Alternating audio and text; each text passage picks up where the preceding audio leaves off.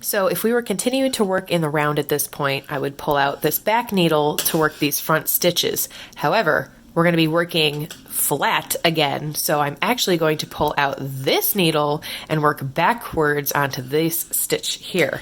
So pull out the front needle and start the knit 2, purl 2 here.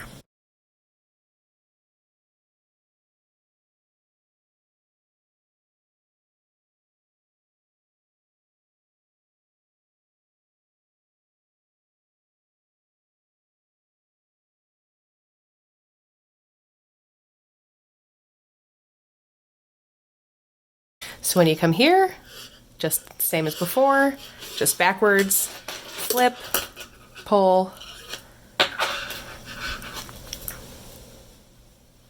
push that one in, get ready here. So then again, we want to pull the front needle out, not the back needle, and work onto the stitches on the back needle.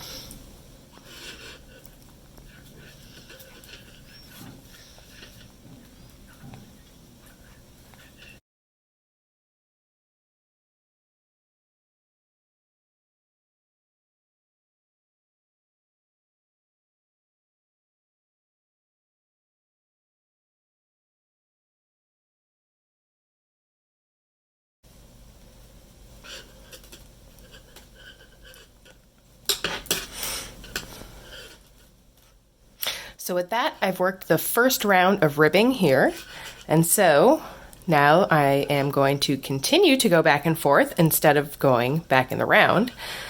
However, this time it will feel like you're going in the round because you're going to be going in the, quote, right direction, but you're really just going back around. So you're just kind of coming around here and then back around, so a hole will be created here for your thumb.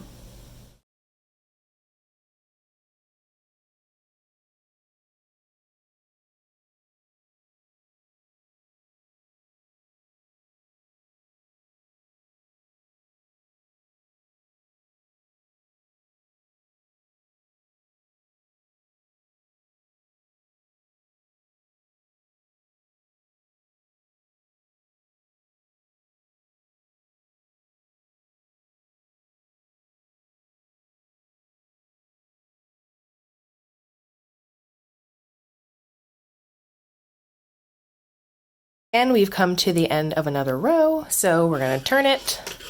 And again, instead of knitting to join this in the round, we're going to pull out the needle we just worked to go back and work these stitches over again.